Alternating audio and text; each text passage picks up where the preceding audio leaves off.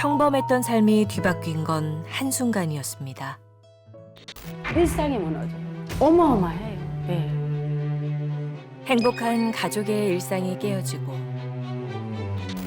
죽고 싶은 마음도 든 적도 있었어요.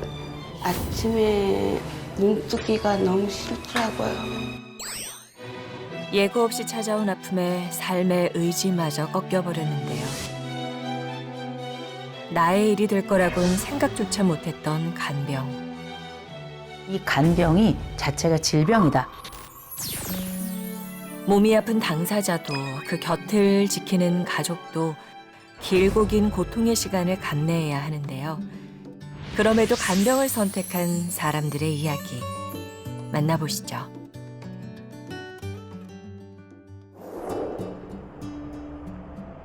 이른 아침 업무를 시작하는 장호숙 씨. 우리 스님 어르신, 일어나셔야 돼. 우선 환자들의 안부부터 확인하는데요. 잘 주무셨어? 안녕하세요. 저는 요양보호사로 근무하고 있는 장오숙입니다. 일을 하신 지 얼마나 되셨어요? 일한 지는 작년 5월부터 근무를 시작했거든요. 자, 우리 24시간 간병이 필요한 환자들을 돌보고 있다는 그녀. 또 엄살 피시네. 어르신들은 어떻게 편찮으신 분이에요? 몸이 한쪽이 불편하셔요. 다리도 그렇고 팔도 그렇고 한쪽만 주로 많이 쓰시는 분들이 많아요. 때문에 더욱 세심하게 환자를 살피고 보살펴야 한답니다. 응? 눈이 아파? 눈이 아프다고 안약 달라고. 이제 몇 달 하다 보니까 알게 되더라고요. 긴 시간 곁을 지키다 보니 작은 표현만으로도 상태를 알아차릴 수 있다는데요. 담당 환자들에게 별다른 이상이 없다는 걸 확인한 후 아침 식사를 준비합니다. 이제부터가 본격적인 업무의 시작입니다. 앞치마 올려야죠. 응? 왜 안 올렸어? 네. 약을 섞어 달라고. 네. 실제로 못 드시니까. 네.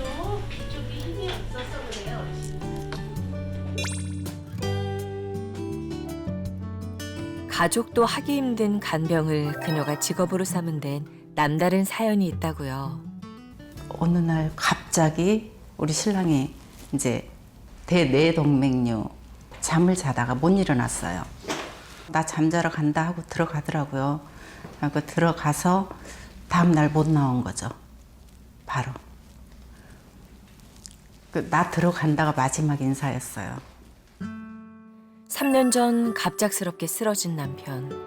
골든타임을 놓쳐 혼수 상태로 지내야 했습니다. 그때는 제가 어떻게 해야 될지를 모르니까 배우지도 않는 상태였고 어떻게 해줘야 될지도 모르겠고 그러니까 체위 변경도 해줘야 되고 하잖아요. 근데 그런 걸 몰랐었으니까 그런 것도 못 해줬고 씻겨줘야 되는데 그것도 안 되고 혼자서 간병하기에는 좀 벅차죠. 9개월 좀 넘게 있었던 것 같아요. 요양병원에서. 그러고 돌아가신 거죠. 그렇게 남편을 보내고 간병에 대해 전문적으로 배우길 결심했다는 그녀. 아플 때 남의 손을 빌어서 이렇게 하기보다는 제가 직접적으로 해줬으면 좀 더 좋아하지 않았을까라는 생각을 했었어요. 늦게라도 따서 또 내가 봉사하고 싶은 사람들한테 이렇게 조금이나마 도움이 된다 그러면 계기는 그렇게 된 것 같아요. 꼭 필요한 일이란 걸 깨달았기 때문입니다. 내 거 어디 가시는 거예요? 목욕하러 샤워실. 목욕이요? 네. 하나, 둘. 옳지. 따라와. 엄매.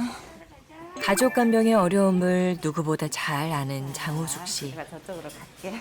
전문 간병인 여러분이 붙어서 하는 데는 힘든데 네. 집에서 간병하시는 분들은 상상이 안 되는 거고. 맞아요. 집에서는 하기 힘들죠. 거의 집에서는 물 옆에 세수대에 떠다 놓고 이렇게 닦는다고 하더라고요. 그래서 더욱 환자와 보호자들에게 도움이 되고 싶답니다. 자신의 역할이 그들에게 큰 힘이 되니까 말이죠. 너무 더워요. 온몸이 땀으로 젖을 만큼 힘들어도 웃음을 잃지 않는 그녀. 남편분 생각도 나시죠? 그렇죠. 안 난다고는 말 못하죠. 그 사람은 이제 제가 제 손으로 이렇게 많이 못 해줬잖아요. 그래서 조금 안타깝기도 하고 좀 미안하기도 하고 솔직히. 그래서 제가 진작에 이걸 더 빨리 배웠더라면 해줄 수 있었을 텐데 그 이후에 해가지고 제가 손이 많이 못 간 것 같아서 더 미안해요.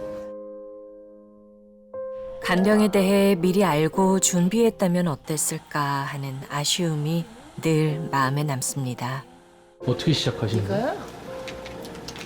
처음에 우리 엄마가 친정 엄마가 아프셨는데 요양원을 입소를 했어요. 그게 한이 맺힌 거예요. 내가 친정 엄마를 못 모신 게 한이 된 거예요. 내가 그래서 나중에 언젠가는 이걸 해봐야겠다. 이제 나이 먹으면. 이런 경험을 하고 나니까 그때서 이제 내가 해야 되겠다.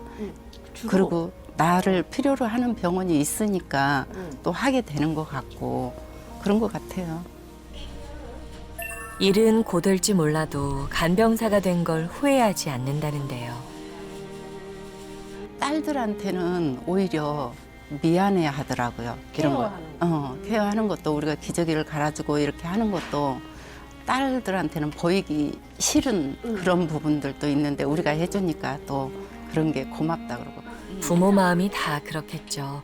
자식을 대신해 어려움을 도맡은 간병사가 고마울 뿐입니다.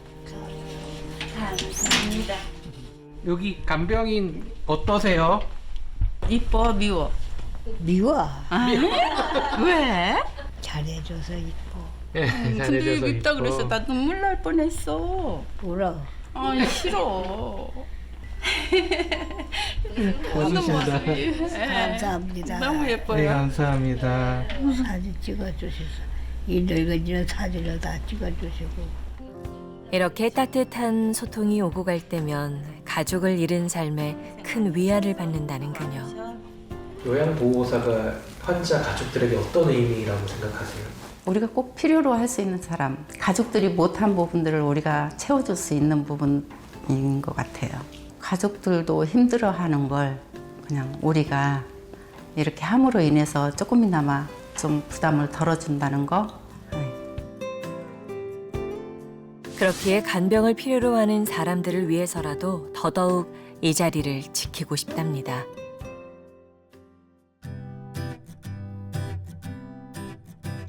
그리고 여기 30대 후반 젊은 나이에 간병을 직업으로 선택한 분을 만났습니다.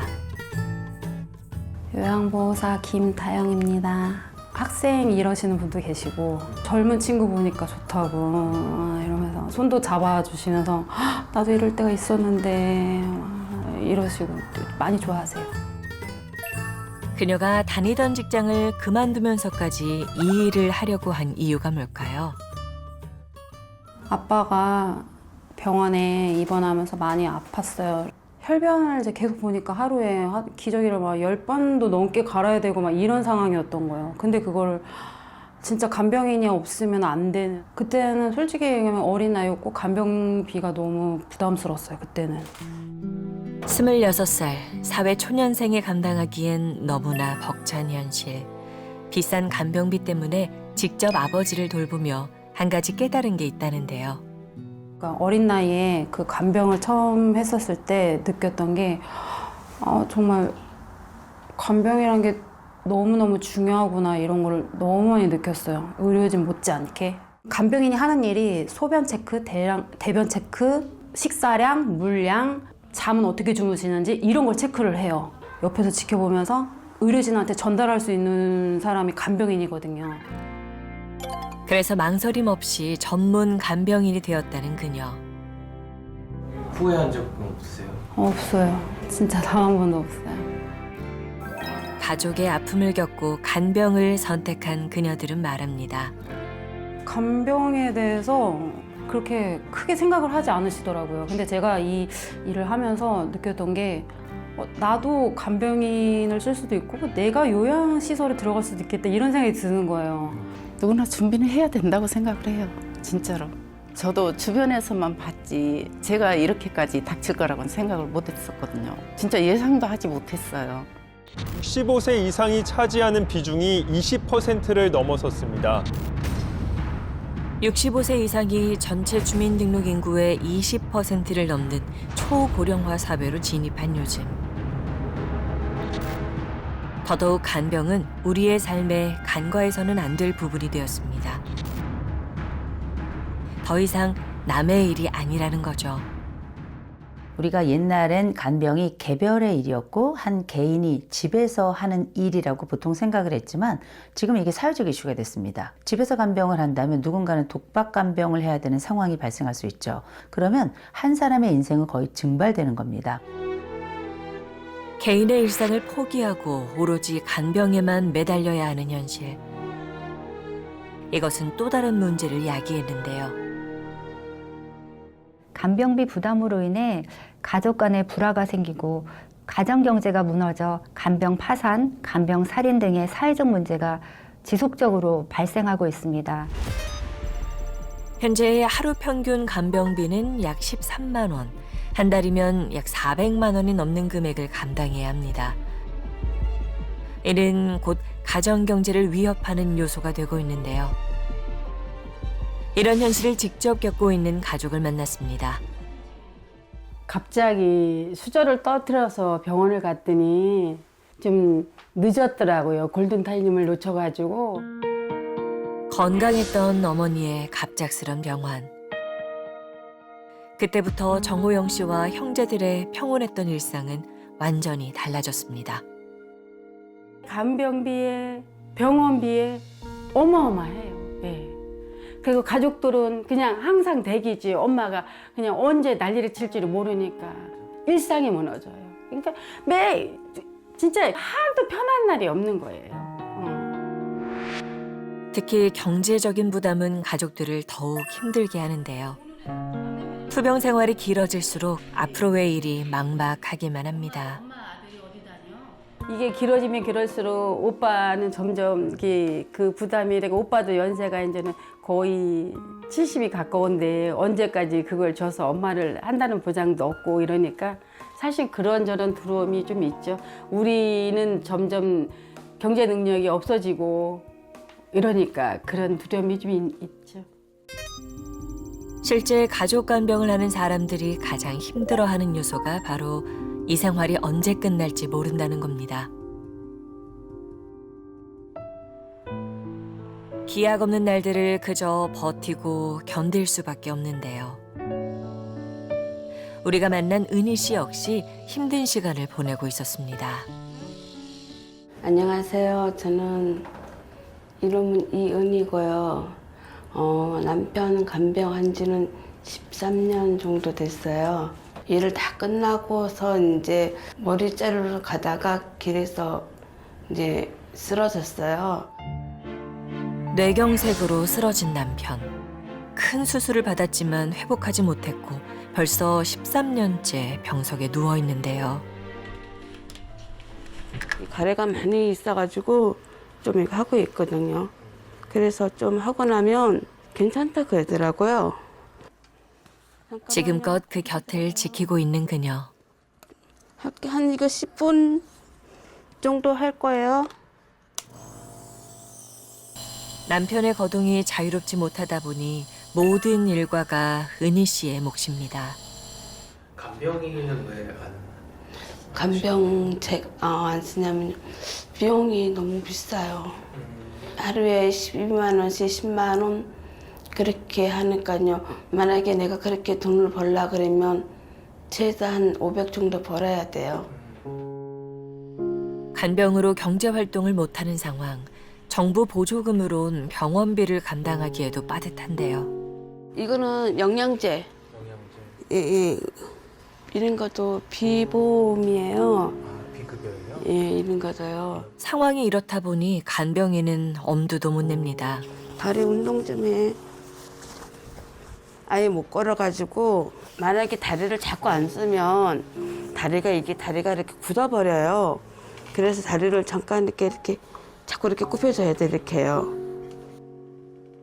몸이 굳지 않게 수시로 자세를 바꿔줘야 하는 남편의 상태. 다리 이렇게 굽혀봐, 혼자서.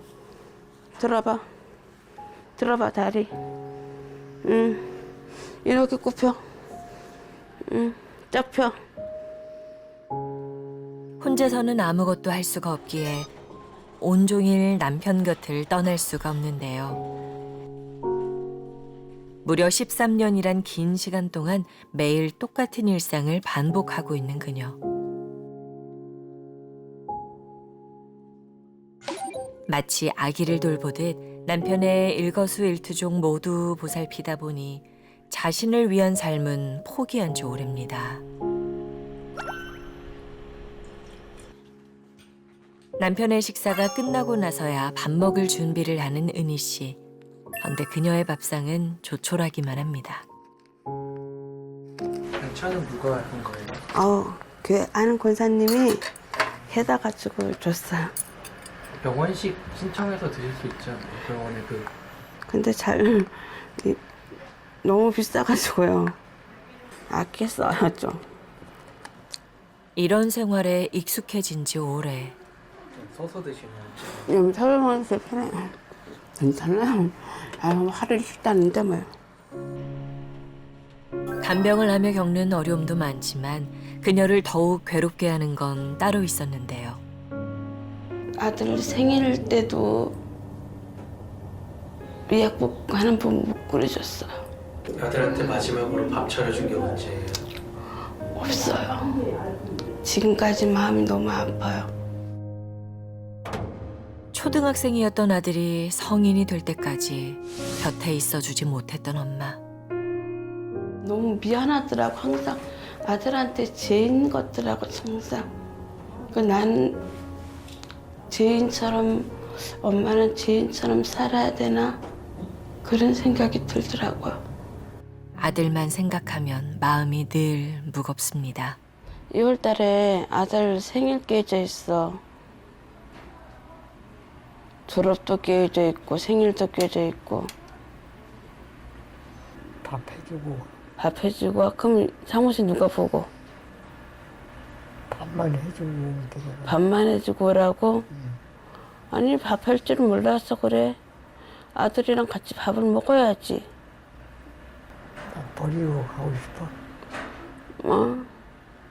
자기 버리고 가면 나는 죄인 되게. 어느 누구도 잘못한 일이 없는데 가족은 서로가 서로에게 미안한 죄인이 되어가는 것만 같습니다.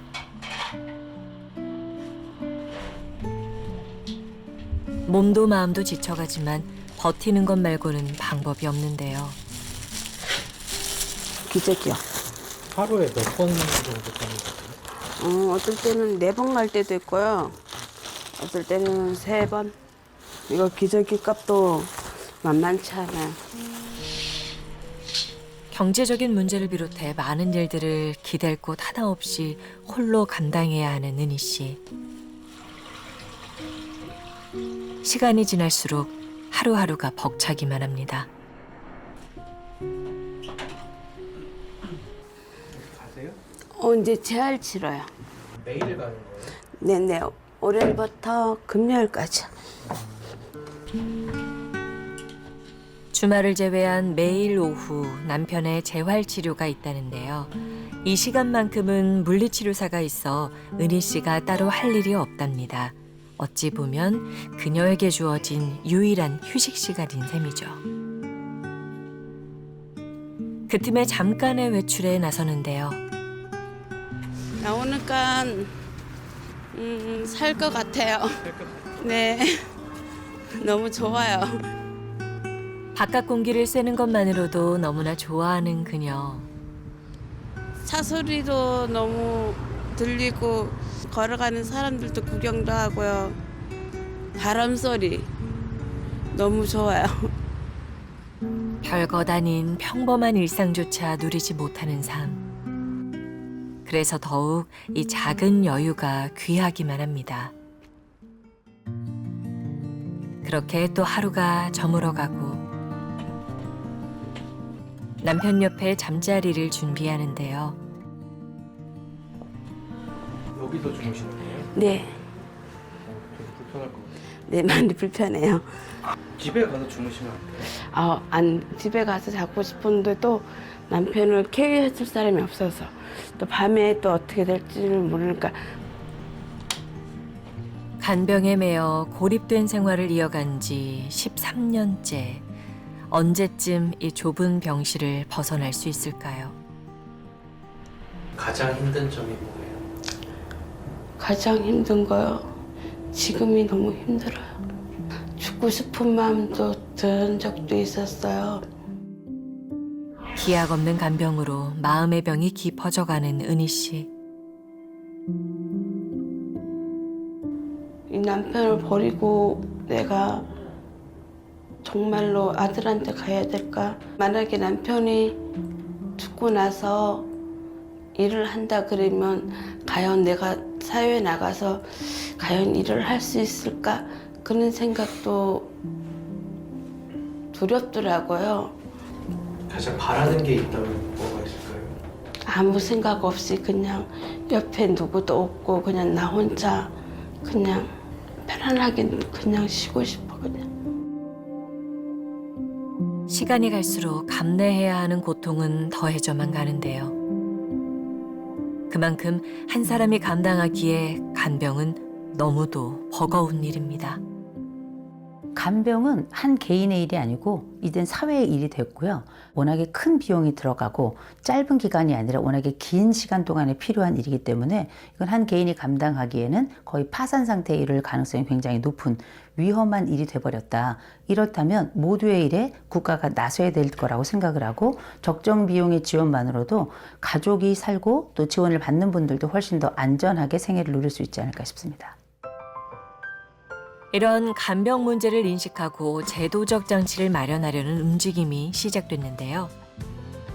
경기도에서 올해 신규 사업으로 추진하는 정책으로 병원에 입원하여 간병인의 손길이 필요함에도 경제적인 어려움으로 간병 서비스를 받지 못하는 저소득 노인에게 연간 최대 120만 원의 간병비를 현금 지원하는 복지 정책으로 환자 본인과 보호자의 경제적 부담을 조금이나마 덜어줄 수 있고 저소득 노인 입원 환자에게는 일상생활 지원 등 간병 서비스를 받음으로 인해 인간의 기본적인 존엄성 유지 기회를 제공하고 보호자에게는 가족 간병으로 인한 정신적, 신체적 스트레스에서 벗어나 일시적인 휴식과 일상 회복의 기회를 제공할 것으로 기대하고 있습니다.